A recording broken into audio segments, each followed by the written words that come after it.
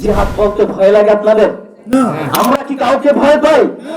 আমরা কি আল্লাহ ছাড়া কাউকে ভয় পাই? আল্লাহ ছাড়া কাউকে ভয় পাবেন না। আল্লাহ ছাড়া যদি কাউকে ভয় পেয়ে গেছেন মনে করবেন সেদিনই আপনার মৃত্যু ঘটেছে। আল্লাহ ছাড়া কাউকে ভয় নাই। জিহাদের তামান্না সব সময় রাখবেন, বাড়ি ছেড়েছি, ঘর ছেড়েছি, আমার তো আর কিছুই নাই, এখন যেটা আছে সেটা এই জীবন আল্লাহর জন্য বেঁচে আছে। কার জন্য বেঁচে আছে? আল্লাহর জন্য বেঁচে আছে। কুল্লু নাফসিন যায়কাতুল মাউত, মৃত্যু তো একদিন হবেই। আজকে মরি কালকে মরি, কিন্তু যতদিন বাঁচবো কার জন্য বাঁচবো? আল্লাহর জন্য বাঁচবো। আল্লাহ ছাড়া আর কাউকে ভয় পাবো না। একমাত্র ভয় পেতেই হলে আল্লাহকে পাবো। একমাত্র বিধান মানলে আল্লাহর বিধান মানবো। একমাত্র অনুসরণ করলে রাসূলের পথের অনুসরণ করব।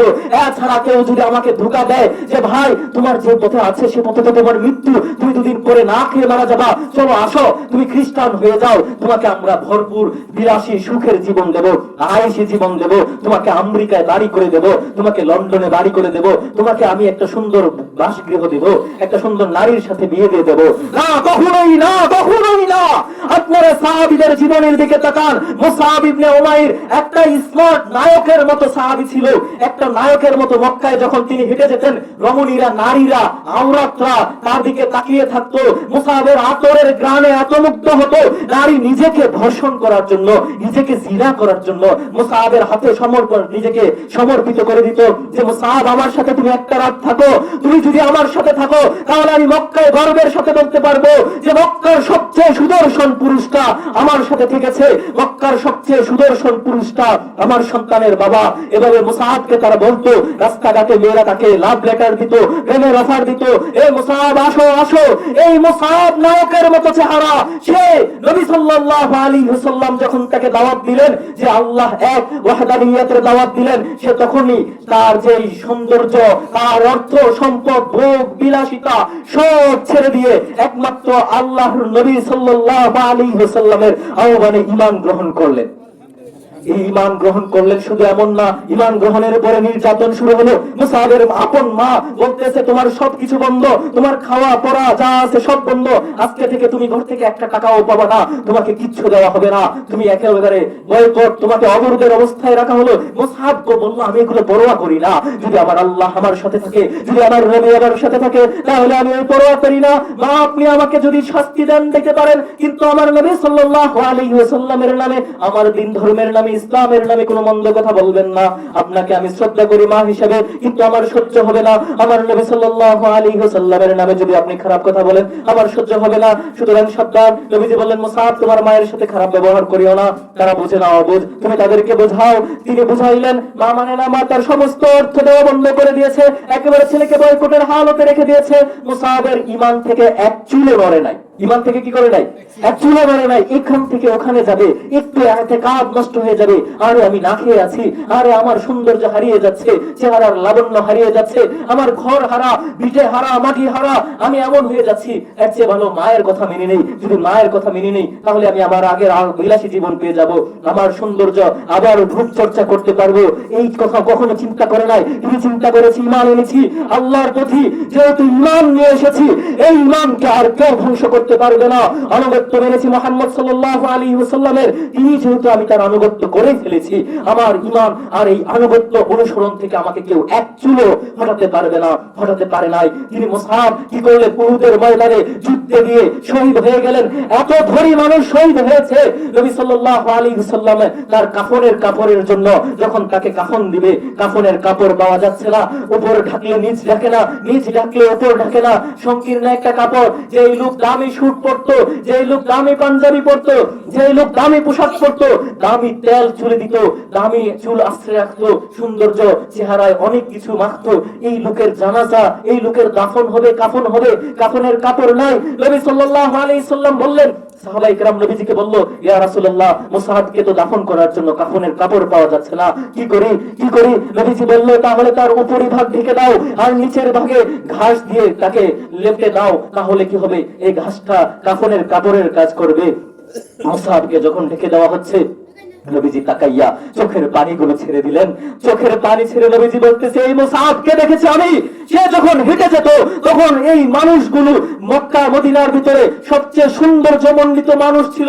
মুসআব যখন হেঁটে যেত নারীরা তার প্রতি পাগল ছিল, তার রূপের প্রতি তারা মুগ্ধ ছিল। এমন অবস্থা ছিল যে মুসআবের প্রেমে তারা লাভ লেটার দিত, চিঠি দিত, প্রেমপত্র দিত। এই মুসআব এত ধনী ছিল, এত বিলাসী জীবন ছিল। দেখো সেই ঈমানের জন্য, সে আমলের জন্য, আল্লাহর রাজি খুশির জন্য আজ শাহাদাত বরণ করেছে। শাহাদাতের পরে তার এমন হালত হয়েছে, দাফনের জন্য কাফনের কাপড়টাও পরিপূর্ণ পাওয়া যাচ্ছে না। দাফনের জন্য কাফনের কাপড়টাও পরিপূর্ণ পাওয়া যাচ্ছে না। এই লোক এমন অবস্থায়ও সাহাবায়ে কেরামরা ঈমান ছাড়ে নাই, তারা ঈমানের উপর অটল ছিল।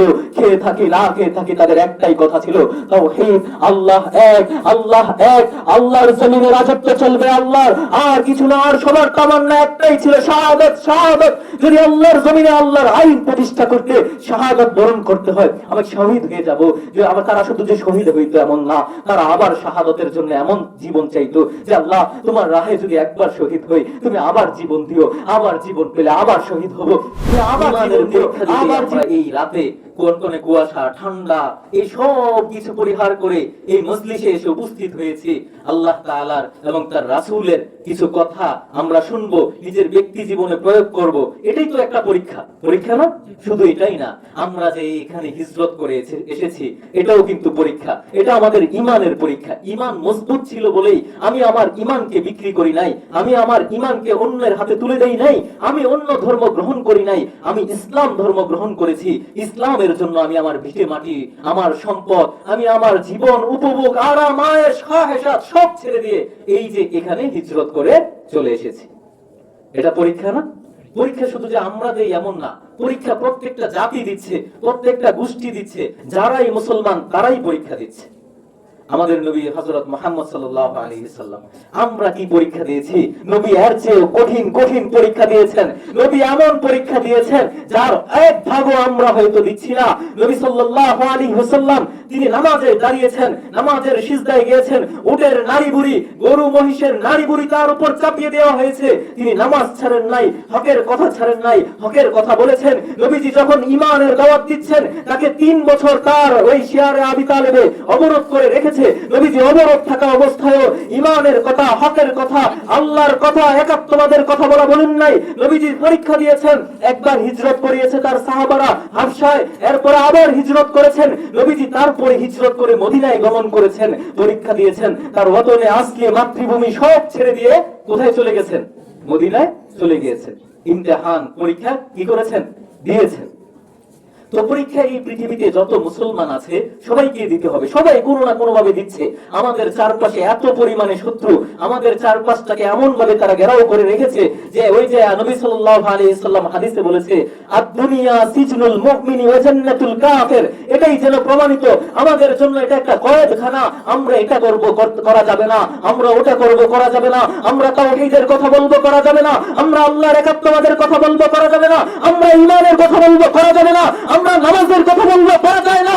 আপনি যদি ভারতে দেখেন মুসলমানরা নামাজ পড়তে চায়, তাদের নামাজ থেকে বাধা দেওয়া হয়। আমাদের বাংলাদেশে যদি দেখেন, বাংলাদেশে বিগত সরকারের আমলে নামাজ পড়তে চেয়েছে, ঢাকা ভার্সিটির মতো এলাকায়, সেখানে নামাজ পড়তে দেওয়া হয় নাই, গোসলখানায় লুকিয়ে লুকিয়ে নামাজ পড়তে হতো। তো আমাদের জন্য এটা কয়েদখানা। আমরা তাওহীদের কথা বলবো, ঈমানের কথা বলবো, আমরা আল্লাহর কথা বলবো। আমাদেরকে বলতে দেওয়া হয় না, আমাদেরকে বাধা দেওয়া হয়। আর যদি বাউলে ভাঙায়, আল্লাহর সাথে শিরক করে, আল্লাহকে তুলতুকারি করে, তাদেরকে কথা বলতে দেওয়া হয়। আমাদের জন্য এটা কি হয়ে গেছে? কয়েদখানা।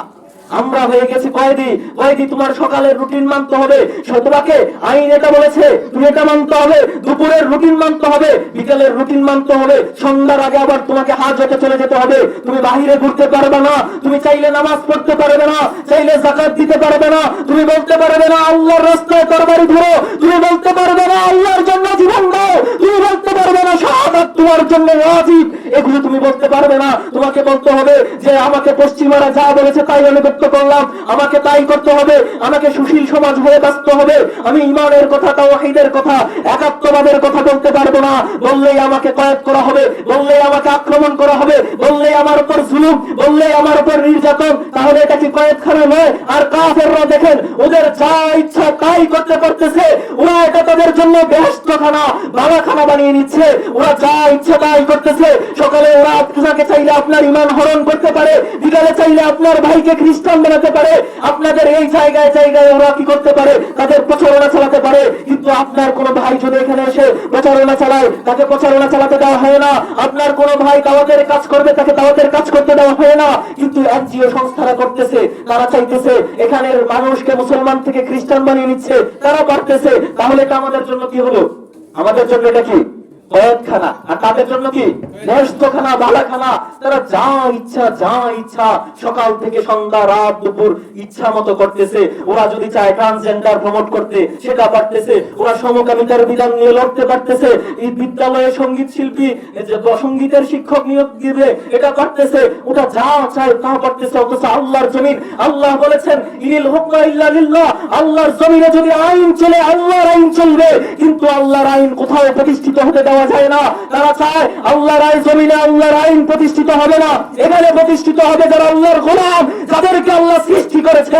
কিছুদিন পরে যারা হায়াত শেষ হলে আবার আল্লাহর কাছে ফিরে যাবে, আল্লাহ যাদেরকে আযাবে দিবেন, এমন ব্যক্তিদের আইন তারা প্রতিষ্ঠা করতে চায়। তারা চায় আমেরিকার আইনে চলবে, তারা চায় ইউরোপের আইনে চলবে, তারা চায় ভারতের আইনে চলবে। আল্লাহর জমিনে যেখানে 90% মুসলমান, সেখানে আল্লাহর আইন তারা চায় না। তারা চায় পশ্চিমাদের আইন, তারা চায় বিলাসিতার আইন, তারা চায় ভুলের আইন। আমরা কথা দিলাম যদি জীবন হায়াত বেঁচে থাকে আল্লাহর জমিনে আল্লাহর আইন প্রতিষ্ঠা করার জন্য যদি শাহাদাত বরণ করতে হয় শাহাদাত বরণ করব। কিন্তু আল্লাহর জমিনে একমাত্র আল্লাহর আইন চলবে, আর কারো আইন চলবে না, চলবে না, চলবে না। মুহতারাম হাজিরিন, আমাদের নবী সাল্লাল্লাহু আলাইহি ওয়াসাল্লাম হলেন আমাদের জন্য উদাহরণ। নবী সাল্লাল্লাহু আলাইহি ওয়াসাল্লাম কি করেছেন এটা আমাদের জন্য উদাহরণ। তিনি যেমন কষ্ট সহ্য করেছেন, কষ্টের বিপরীতে কাঁটা দিয়ে কাঁটা তোলাও তিনি শিখে গেছেন। আপনি যদি দেখেন নবী সাল্লাল্লাহু আলাইহি ওয়াসাল্লাম প্রথম 13 বছর কি করলেন? দাওয়াত দিলেন নরম কণ্ঠে, ভাই আসো, আল্লাহ এক, ওয়াহিদ, আল্লাহ এক, আসো তাওহীদে আসো, কালিমা লা ইলাহা ইল্লাল্লাহ আসো, বলো মুহাম্মাদুর রাসূলুল্লাহ বলো, আসো আল্লাহর দ্বীনের দিকে আসো। এই জীবন ক্ষণস্থায়ী জীবন, তুমি কালকে মারা যাবে, তুমি আজকেও মারা যেতে পারো, তোমার এই জীবন দীর্ঘস্থায়ী নয়। তুমি আল্লাহ। আসলে নবী সাল্লাল্লাহু আলাইহি ওয়াসাল্লামের উপর দুরূদ পড়লে এই দুরূদ কখনো ফেলনা হয় না। দুরূদের ফজিলত এত বেশি যে কেউ যদি এই ফজিলতের কথা স্মরণ করে তাহলে সে অযথা কখনোই সময় নষ্ট করবে না, বরং সব সময় দুরূদের মধ্যে মত্ত থাকবে। নবী সাল্লাল্লাহু আলাইহি ওয়াসাল্লাম নিজে বলেছেন, মান সাল্লা আলাইয়া ওয়াহিদাতান সাল্লাল্লাহু আলাইহি আশারা, কেউ যদি আমার উপর একবার দুরূদ পড়ে তাহলে আল্লাহ তাআলা তার উপরে 10টা রহমত নাজিল করেন। শুধু যে 10টা রহমত নাজিল করেন এমন নয়, দুরূদের আরো অনেক ফজিলত রয়েছে। নবী সাল্লাল্লাহু আলাইহি ওয়াসাল্লামের আরো একটা হাদিস আছে যে কেউ যদি আমার উপর দুরূদ পড়ে তাহলে কিয়ামতের দিন সে আমার নৈকট্য লাভ করবে এবং তার জন্য আমার শাফায়াত ওয়াজিব হয়ে যাবে। তার মানে যার জন্য নবীজির শাফায়াত ওয়াজিব হয়ে যাবে, যার কাছে কিয়ামতের দিন নবীজি নৈকট্য লাভ করবে, ওই ব্যক্তি কখনো বেঈমান হয়ে মারা যেতে পারে না। তার মানে যে ব্যক্তি প্রতিনিয়ত নিয়ম করে দুরূদ পড়বে সে কখনো বেঈমান হয়ে মৃত্যুবরণ করবে না। তাহলে কি 10টা রহমত নাজিল হচ্ছে, ঈমান নিয়ে মৃত্যু হবে, কিয়ামতের দিন নবী সাল্লাল্লাহু আলাইহি ওয়াসাল্লামের নিকটে থাকবে, তার শাফায়াত লাভ করবে। এই হলো কি দুরূদের ফজিলত। দুরূদের ফজিলত যখন জানলাম তখন আমাদের মনে আবার চাচ্ছে যে আমরা কি করি? নবী সাল্লাল্লাহু আলাইহি ওয়াসাল্লামের উপরে আবার দুরূদ পড়ি। তাই এবার একেবারে অন্তরের অন্তঃস্থল থেকে, দিল থেকে, মুখের জবানে নয়, দিল থেকে সবাই আবার বলি সাল্লাল্লাহু আলাইহি ওয়াসাল্লাম। মহান রব্বুল আলামিন আমাদের সবাইকে সৃষ্টি করেছেন। এই যে সৃষ্টি করেছেন, এই সৃষ্টি কেন করলেন? আমরা বলি যে সৃষ্টি করেছেন ইবাদতের জন্য, ঠিক না? আল্লাহ তাআলা আমাদেরকে কেন সৃষ্টি করেছেন? আমরা তার আনুগত্য করব, তার দাসত্ব করব, এই কারণেই আমাদেরকে সৃষ্টি করেছেন। এই আনুগত্য এবং দাসত্বের জন্য আমাদেরকে পৃথিবীতে এনেছেন, আর পুরো পৃথিবীতে আমাদের জন্য করে দিয়েছেন একটা ইমতেহান গাহ, মানে একটা পরীক্ষার কেন্দ্র। এই যে পৃথিবীতে আমরা প্রত্যেক দিন পরীক্ষা দিচ্ছি, ইমতেহান দিচ্ছি, কি করতেছি আমরা? পরীক্ষা দিচ্ছি। পরীক্ষা পর্যন্ত ইমতেহান, পরীক্ষা। এই যে যারা বাচ্চারা মাদ্রাসায় পড়ে, স্কুলে পড়ে, তারা নানা রকম পরীক্ষা দেয়। কেউ গণিতের পরীক্ষা দেয়, কেউ ইংরেজি পরীক্ষা দেয়, কেউ সমাজের পরীক্ষা দেয়, ভূগোলের পরীক্ষা দেয়, কেউ কি করে যারা মাদ্রাসায় পড়ে আরবির পরীক্ষা দেয়, কেরাতের পরীক্ষা দেয়, কোরআন তরজমার পরীক্ষা দেয়, নাহুর পরীক্ষা দেয়, সরফের পরীক্ষা দেয়, মুখতাসারুল মানির পরীক্ষা দেয়, বুখারীর পরীক্ষা দেয়, মুসলিমের পরীক্ষা দেয়। ইমতিহান যখন শুরু হয়ে যায়, একের পর এক পরীক্ষা কি করতে থাকে? চলতে থাকে। আর মানুষের জন্য পুরো পৃথিবীর জীবনটাই হচ্ছে একটা পরীক্ষার কেন্দ্র। এই পৃথিবীটাই আমাদের জন্য কি বানাইছেন? পরীক্ষা কেন্দ্র করে পাঠিয়েছেন। আল্লাহ তাআলা আমাদেরকে কি বানাইয়া পাঠিয়েছেন? এটা পরীক্ষার কেন্দ্র। আল্লাহ তাআলা কোরআনে বলেন যে আহাসিবান নাসু আইয়ুতরাকু আইয়াকুলু আমান্না ওয়া হুম লা ইফতানুন। মানুষ কি মনে করে যে তাকে আমি ছেড়ে দেব, তাকে ফিতনায় বিপতিত করব না, তাকে পরীক্ষা নেব না? আমি কি এটা মানুষ মনে করে? আমি তাকে যদি কেউ বলে যে ঈমান এনেছি, তার পরীক্ষা আমি নিয়ে ছাড়বো, এবং যার ঈমান যত বেশি মজবুত তার পরীক্ষা হবে কি তত বেশি কঠিন।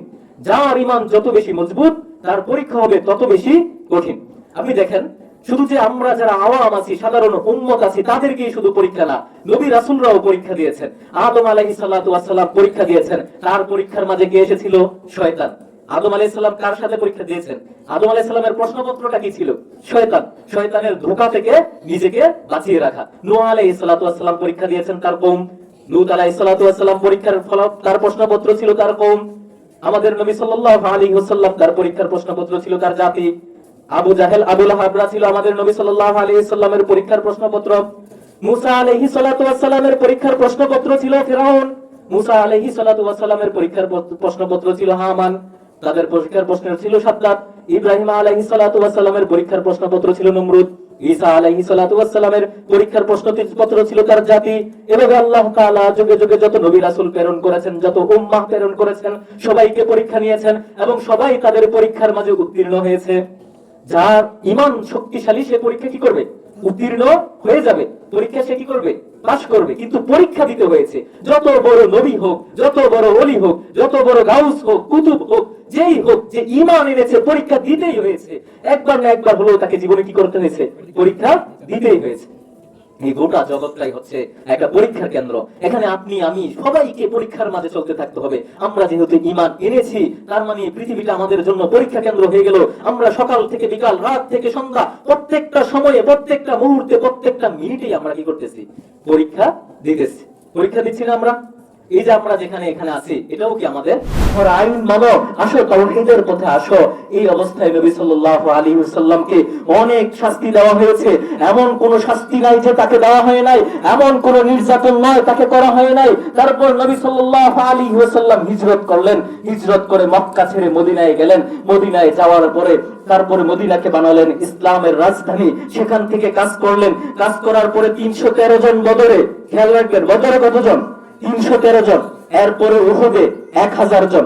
1000 জন থেকে 300 জন কি করলো? পালাইলো। 300 জন কারা? মুনাফিকরা পালাইলো। মুনাফিকরা সর্বকালে সর্বযুগে পালাবে। মুনাফিকদেরকে সংখ্যায় গণনা করবেন না, যারা খাঁটি ঈমানদার তাদেরকে গণনা করুন। ওই মুনাফিকরা উহুদে পালাইলো। কতজন ছিল তখন? 700 জন। এরপরে আস্তে আস্তে বাড়তে বাড়তে 6ষ্ঠ হিজরি সন হুদাইবিয়াতে মুসলমান সংখ্যা কতজন? হজ করতে, উমরা করতে কতজন গেল? 1600 জন। 1600 জন হুদাইবিয়াতে উমরা করতে গেল। সেখানে সন্ধি হলো। এরপরে 1.5 বছরের মাথায় 8ম হিজরিতে মক্কা বিজয়। আর মক্কা বিজয় মুসলমানের সংখ্যা কত? 10,000। মক্কা বিজয় মুসলমানের সংখ্যা কত? 10,000। মক্কা বিজয় কোথায় করেছে? যে রাজ্য থেকে একদিন মুহাম্মদ সাল্লাল্লাহু আলাইহি ওয়াসাল্লামকে পালিয়ে যেতে হয়েছে, আল্লাহর আদেশে যে রাজ্য ছাড়তে হয়েছে, রাতের অন্ধকারে কাফিরদের, মুশরিকদের চোখ ধোঁকা দিয়ে যেখান থেকে নবীজি সাল্লাল্লাহু আলাইহি ওয়াসাল্লাম গেলেন, মাত্র 8 বছরের ব্যবধানে অল্প কিছু সাহাবী নিয়ে তিনি গিয়েছিলেন, হিজরত করেছিলেন, নিজের ওতনে আসলি মাতৃভূমি ছেড়েছিলেন। কিন্তু 8 বছরের ব্যবধানে সেখানে তিনি 10,000 মানুষ নিয়ে আক্রমণ করলেন বিনা যুদ্ধে। কাফেররা ভয়ে আতঙ্কে মুসলমানদের হাতে নবী সাল্লাল্লাহু আলাইহি ওয়াসাল্লামের হাতে ক্ষমতা ছেড়ে দিল। কেন? নবী সাল্লাল্লাহু আলাইহি ওয়াসাল্লামের ঈমান মজবুত ছিল, সাহাবায়ে কেরামের ঈমান মজবুত ছিল। তাই তারা যেই ঘর, যেই বাড়ি, যেই রাষ্ট্র ছেড়ে এসেছিল, ওই রাষ্ট্রে মাত্র 8 বছর পরে আবার গিয়েছে, বীরের দেশে গিয়েছে, ওই রাষ্ট্র বিজয় অর্জন করেছে, ইসলাম প্রতিষ্ঠা করেছে। শুধু এর পরেই দেখেন না, মক্কা বিজয়ে মাত্র 10,000 সাহাবী, এর মাত্র এক মাস পরে হুনাইনের যুদ্ধে 12,000 সাহাবী, এর 1 বছর পরে 30,000 সাহাবী নিয়ে তাবুকের যুদ্ধে, এর 1 বছর পরে 10ম হিজরিতে 1 লক্ষর মতো সাহাবী নিয়ে নবী সাল্লাল্লাহু আলাইহি ওয়াসাল্লাম হজে এসেছেন। ইসলামের বিজয় কোথায় হয়েছে? ইসলামের বিজয় কি বুলিতে হয়েছে? বুলিতে মানুষ ঈমান এনেছে, কিন্তু কায়েম হয়েছে কিসের উপরে? তরবারির উপরে। আমাদেরকে ইসলাম প্রতিষ্ঠা করার জন্য নিজের ওয়াতনে আবার যদি ফিরে যেতে চাই, আমি যদি চাই যে আমার ঈমানকে বিস্তৃত করব, আমি যদি চাই আমার ঈমানকে ছড়িয়ে রাখবো, আমি যদি চাই আমি আল্লাহর ওয়াহদানিয়তের কথা বলবো, আমি যদি চাই আমি বলবো মুহাম্মদ সাল্লাল্লাহু আলাইহি ওয়াসাল্লাম আখিরি নবী, আমি তার উম্মাহ, তিনি ছাড়া আর কোনো নবী নাই, তাহলে আমাকে ইসলাম প্রতিষ্ঠা করতে হবে। তার জন্য নবীজি সাল্লাল্লাহু আলাইহি ওয়াসাল্লাম যে পথ দেখিয়ে দিয়েছেন, নবীজি সাল্লাল্লাহু আলাইহি ওয়াসাল্লাম যে রাহ দেখিয়ে গেছেন, সেই রাহ একটা হলো দাওয়া, আরেকটা হলো জিহাদ। একটা হলো দাওয়া, আরেকটার নাম কি? জিহাদ। দাওয়া আর জিহাদ ছাড়া ইসলাম প্রতিষ্ঠা হবে না। কথার কথা, আপনার ভূমিকেও, আপনার জমি, আপনার জায়গা, আপনার এই কথার কথা, এই কোটিটা আমার, এটা কেউ যদি হরণ করে নেয়, কেউ যদি আমার থেকে ডাকাতি করে নেয়, ছিনতাই করে নেয়, তার জন্য 2টা পথ। আমি বলবো ভালোই ভালোই সুন্দর করে বুঝিয়ে, ভাই এই কোটির মালিক, এই টুপির মালিক আমি, তুমি আমার মালিকানাটা দখল করেছো, আমার টুপি আমাকে ফেরত দাও, আমার কোটি আমাকে ফেরত দাও, আমার পাঞ্জাবি আমাকে ফেরত দাও। সে যদি ভালোভাবে বুঝানোর উপরে দেয়, তাহলে তো আলহামদুলিল্লাহ, এটার নাম কি? দাওয়া। যেটা ভালোভাবে বুঝাবো যে ভাই এটা আমার, এটা আমার, এই রাষ্ট্র আল্লাহর, এই পৃথিবী আল্লাহর, ইনিল হুকমা ইল্লা লিল্লাহ, এই যে যত কিছু আছে, শাসন ব্যবস্থা, যত সংবিধান বলেন, এটা একমাত্র আল্লাহর জন্য। এই যে জীবন, এত হাজার হাজার জীবন, 809 কোটি মানুষ এই পৃথিবীতে, এই সবগুলো আল্লাহর সৃষ্টি। এই যে পৃথিবীর পুরো ভূমি, যত আয়তন যা আছে, 3 ভাগ জল, 1 ভাগ স্থল, এই পুরোটা আল্লাহর। আল্লাহর জমিনে একমাত্র আল্লাহর আইন চলবে, তুমি মেনে নাও, তুমি ইসলাম ধর্ম গ্রহণ করো। যদি ইসলাম ধর্ম গ্রহণ করতে না চাও, তুমি জিজিয়া দিয়ে থাকো, আল্লাহর জমিনে তুমি আল্লাহকে ট্যাক্স দিয়ে থাকো। যদি তুমি ইসলামকে মেনে নিতে না চাও, তোমার জন্য এই পথটা খোলা আছে, তাকে আমি বুঝাবো, সমঝাবো, সে মানলে এটার নাম হলো কি? দাওয়া। বুঝানোর নামটা কি? দাওয়া। আর যদি সে আমার জমিকে, আমার টুপি, আমার পাঞ্জাবি আমাকে না দিতে চায়, সে দাওয়া না মানে, তখন আমাকে তার প্রতি জোর করতে হবে। প্রয়োজনে হাত, লাঠি, অস্ত্র যা লাগে তাকে সেটা দিয়ে পরাজিত করতে হবে। আমার জমি আমাকে ফিরে নিতে হবে। সে মানবে না, সে এত সহজে মানতে চাইবে না। যদি মানতে না চায়, তাহলে তার জন্য যা লাগে তাই। বাংলা ভাষায় একটা কথা বলে, যদি সোজা আঙুলে ঘি না ওঠে, আঙুল বাঁকা করতে হয়। আমাদের আঙুল বাঁকার পদ্ধতির নাম হলো জিহাদ। এই জিহাদ লাগবে। যদি দাওয়াতে পুরো পৃথিবীর সবাই মুসলমান হয়ে যায়, অথবা মুসলমান না হয়ে আমাদের আনুগত্য স্বীকার করে নেয়, তাহলে ভালো, আলহামদুলিল্লাহ। আর যদি না মানে, স্বীকার না করে, আমার ভূমিকে আমার ফিরে পেতে হলে, আমার জমিকে আমার ফিরে পেতে হলে, আমার অধিকার আমাকে ফিরে পেতে হলে, তাহলে একমাত্র পথ তখন খোলা থাকবে কি? জিহাদ। চালাই দিত, এই নিয়ে রশি, ফাঁসি দিয়ে মারা যেত। ওরা বুলেটেরও প্রয়োজন ছিল না, ওরা মারারও প্রয়োজন ছিল না। আমাদের ভয়টা, এই মুসলমান তাতারি যারা ছিল, তাদের ভয়টাই তাদেরকে ঘায়েল করে দিয়েছিল। তারা ভয় পেয়ে গেছিল, যদি আমি এই ছুরিটা না চালাই, সে তো আমাকে মাইরা দিবে, এজন্য নিজের ছুরি নিজেই চালাই দিস। তাহলে ও যদি মারতো, আরো 2 সেকেন্ড বেশি হায়াত পাইতো তো, কিন্তু নিজে মইরা হায়াত তো গেলই গেল, আরো লাঞ্ছিত, লজ্জিত জাতি হিসেবে তারা ইতিহাসের পাতায় রয়ে গেল। ইতিহাস যখন পড়ি, তখন এই তাতারিদের বোকামি দেখা মনে হয়, হ্যাঁ আল্লাহ, এত বোকা ছিল মুসলমান জাতি। আসলে তারা বোকা না, তারা ভীত। তাদের ভয় ছিল, আরে আমি যদি বাইচা থাকি মাইরা ফেলবে, ভাই আমাকে তো বাঁচতে দিবে না, এজন্য নিজেকে মরে গেছে। তারা এটা কখনো চিন্তা করে নাই, আমাকে তো মেরেই ফেলবে, মরবই যখন, তাহলে দুটাকে মেরেই মরি, তাহলে দুটাকে আঘাত করেই মরি। এই চিন্তাটা কখনো ছিল না, যার কারণে তাদেরকে ধ্বংস হতে হয়েছে। আমরা প্রিয় ভাই, আমরা ওই ভয়টাকে আর অন্তরে জায়গা দেব না। ভয় তো একমাত্র আল্লাহর। আমরা বলেই ফেলেছি এই জমিন আল্লাহর, ভয় আল্লাহর, তাহলে এই জমিনে আল্লাহর আইনই পড়বে। আর এই যে ফিতনা পরীক্ষাটা তো বলছে, কি বলেছে? ওহুম লা ইফতানুন। আল্লাহ বলেছে কি, তুমি ঈমান আনিছো, তুমি বলেছো আমানতু বিল্লাহ ওয়া মালাইকা ওয়া রাসূলি ওয়া কুতুবিহি ওয়াল ইয়াউমিল আখির, আর তুমি বলে ফেলেছো আর তোমাকে আমি পরীক্ষা করব না? তুমি যেহেতু বলেছো তোমাকে পরীক্ষা দিতেই হবে, তুমি যেহেতু মাদ্রাসায় ভর্তি হয়েছো, তুমি স্কুলে ভর্তি হয়েছো, ইমতিহানের সময় এসেছে, তোমাকে পরীক্ষা দিতে হবে, তাহলে না হলে তোমাকে মাদ্রাসা থেকে কি করে দেবে? বের করে দেবে। ঈমান এনেছো, তোমাকে পরীক্ষা দিতেই হবে। যদি তুমি পরীক্ষা দিতে প্রস্তুত না হও, তাহলে তোমাকে ঈমান হারা হতে হবে। মাদ্রাসা থেকে বের হয়ে গিয়ে ঈমান হারা হয়ে, মাদ্রাসা থেকে যদি কোনো ছাত্র বের হয়ে যায় বা তাকে ইখরাজ করে দেওয়া হয়, বের করে দেওয়া হয়, স্কুল থেকে কোনো ছাত্র পরীক্ষা না দেওয়ার কারণে বের করে দেওয়া হয়, তাকে কি সার্টিফিকেট দেওয়া হয়? তাকে সনদ দেওয়া হয়? দেওয়া হয় না। তদ্রুপ যদি আপনি পরীক্ষার ভয়ে ঈমান থেকে দূরে চলে যান, তাহলে আপনাকে মুসলিম সার্টিফিকেট দেওয়া হবে না, আপনার ঈমান শেষ। আপনাকে কেউ মুসলিম বলবে না, দুনিয়ার মানুষও তো বলবে না। আল্লাহ তো আরো আগেই জানেন। আল্লাহ জানেন আপনি কোথায় কত টাকার বিনিময়ে ঈমান বিক্রি করছেন, কোথায় কোন ভয়ে আপনি ঈমান বিক্রি করেছেন, এটা আল্লাহ জানে। তাহলে আল্লাহ কিভাবে আপনাকে সার্টিফিকেট দিবে? আল্লাহ কিভাবে আপনাকে জান্নাত দিবে? আল্লাহ কিভাবে আপনার দিদার দিবে? আল্লাহর দিদার আপনাকে কিভাবে দিবে? নবীজি কিভাবে আপনাকে তার নিকটে টেনে নিবে? নবীজি কিভাবে আপনার সুপারিশ করবে? কিভাবে আপনার কবর জান্নাতের বাগান হবে? হবে না, হবে না, হবে না। সুতরাং আমাদেরকে ঈমান মজবুত রাখতে হবে। কি করতে হবে?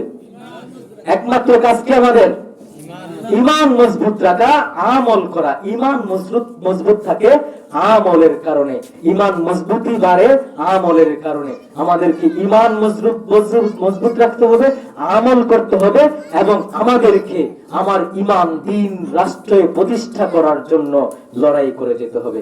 আল্লাহ তাআলা আমাদের সবাইকে শহীদ হিসেবে কবুল করুক, বলেন আমিন, আমিন। আল্লাহ তাআলা আমাদের সবাইকে শহীদ হিসেবে কবুল করুক। আল্লাহ তুমি আমাদের সবাইকে শহীদ হিসেবে কবুল করে নাও। আল্লাহ তোমার দ্বীন প্রতিষ্ঠা করার জন্য কবুল করে নাও। ওয়া মা তাওফীকি ইল্লা বিল্লাহ। আল্লাহ তাআলা আমাদের সবাইকে কবুল করে নেন।